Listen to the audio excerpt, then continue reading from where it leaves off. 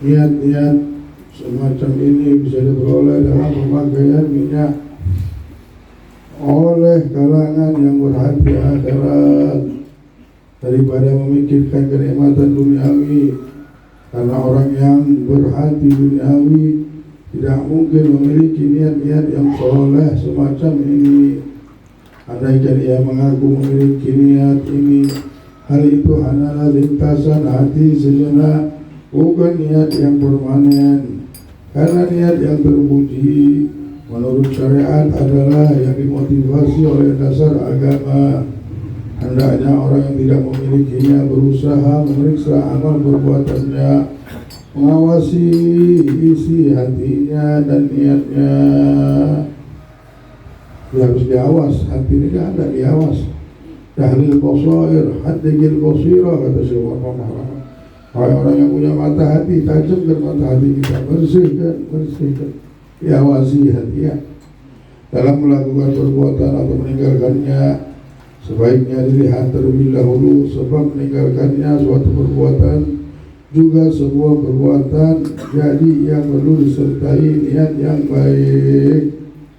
Apalagi rayuan hawa nafsu halus dan tersembunyi. Jadi jangan sampai tertipu oleh beberapa perbuatan taat yang zahir saja. Tetapi perhatikanlah rahasia dan cahayanya dalam hati agar bisa keluar dari lingkup tipu daya. Perlu diketahui, niat tidak cukup dengan ucapan secara lisan aku berniat atau kata-kata ini terbersit dalam benaknya saja. Karena niat ibarat kecondongan pada sebuah tujuan, dan kecondongan ini tidak dapat diperoleh kecuali bila ada yang memotivasi. Contohnya hati yang condong kepada akhirat tentu saja disebabkan oleh kuatnya keimanan terhadap syariat, terutama pada riwayat yang menyebutkan pahala perbuatan itu, dan keinginan untuk mendekatkan diri kepada Allah. Jangan sampai seperti orang yang kekenyangan lalu ia berkata, aku niat untuk makan yang banyak. Ia mengulanginya di lisan dan hatinya. Oleh karena itu, sebagian ulama enggan berbuat suatu amal kebajikan lantaran belum terlintas di benaknya niat yang baik. Mereka mengatakan kelak bila Allah memberi kami niat yang baik, pasti kami kerjakan. Imam Tawus tidak mau mengajar kecuali setelah muncul niatnya. Suatu kali ada yang berkata, berdoalah untuk kami. Beliau menjawab, biar saja sampai aku memiliki niat untuknya. Niat merupakan anugerah dari Allah tanpa adanya unsur usaha. Justru ia adalah karunia Allah bagi orang-orang yang mendapat anugerah dari Allah. Tanpa adanya unsur usaha, justru ia adalah karunia Allah bagi orang-orang yang hatinya bersih, berilmu tinggi, yang mana hati mereka selalu hadir bersama Allah.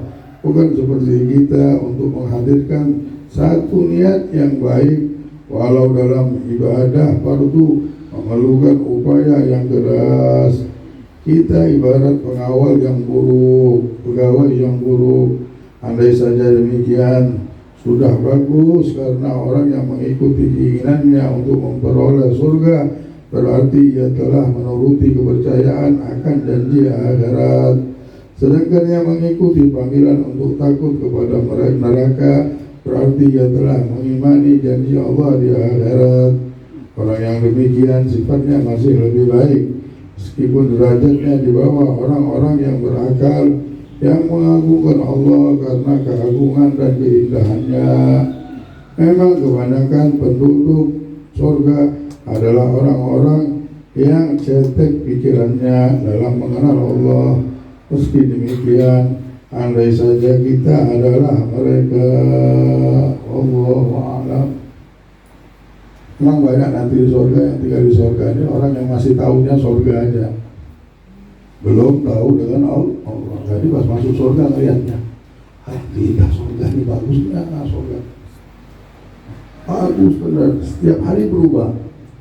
Setiap hari berubah, tambah bagus, lebih bagus dari hari yang pertama. Masuk hari kedua, tidak terhayal di hari yang pertama. Masuk hari ketiga begitu, sampai kita nanya, siapa yang punya ini? Bagaimana nih? Pengen ketemu kita sama Allah ini. Nah, hari Jumat itu ketemuan semuanya. Sudah mendaftar semuanya buahnya nih. Mau ketemu sama yang punya. Gila, nikmatnya bukan main. Malah ainul ra'at, tak pernah lihat manusia. Maksudnya tak pernah terhayal. Gimana ini, siapa yang buat? Oh, itu rindu semuanya orang lain semua Allah. Nah, tapi ada wali-wali Allah ini, mereka sudah ibadah di dunia, melihat indah Allah. Tidak nunggu di surga, mereka sudah dekat sama Allah ketika mereka di dunia. Nah, yang tadi yang beribadah pengen surga, dapat surga, sampai di surga antrian lagi. Tapi yang sudah dekat sama Allah di dunia, itu ada Allah kasih nikmat, kapan pun mau ketemu Allah. Kapan pun mau ketemu Allah, Allah kasih. Itu nikmat yang paling tinggi. Orang sudah lihat surga, sudah ketemu sama surga, ketemu bidadari, gini-gini aja. Siapa yang punya ini? Nah, mau ketemu Allah aja. Nah, mudah-mudahan Allah berikan kita hidayah untuk semuanya. Jadi tahu dan nah, puncaknya di situ nanti ketemu Allah. Apa ada lagi kenikmatan kecuali bersama Allah. Oh, itu kenikmatan tak bisa dibayangkan. Tak bisa dibayangkan, sudah tak tahu lagi. Orang sama surga aja udah bingung-bingung tapi terpuas-puas. Ya Allah, nikmat apa lagi sudah disediakan? Allah bilang, nah, sediakan lagi nikmat makanan yang enak, kenikmatannya. Ya Allah, orang ketemu yang enggak, lain muntah kita enggak. Nikmat ini bertambah nikmat, bertambah senang, bertambah enak, bertambah semuanya. Enggak ada yang sifatnya bosan. Bingung kita, ini siapa? Pengen ketemu Allah ini. Allah ini punyanya Allah. Langsung kita semuanya orang ahli surga ini mencari Allah. Pengen ketemu, ada yang dapat sebulan sekali, ada yang seminggu sekali, ada yang antrian. Ya. Mudah-mudahan kita di dunia ini Allah beri jalan ke akhirat, sampai akhirat kita bersama Nabi Muhammad. Kita banyak-banyak mikir, banyak-banyak. Ada jalan semuanya, insya Allah ya. Wah, beri kita hidayah. Mari kita baca dalail langsung. Karena capek semuanya. Ini udah daripada semakin malam sampai jam 1. Lalu saya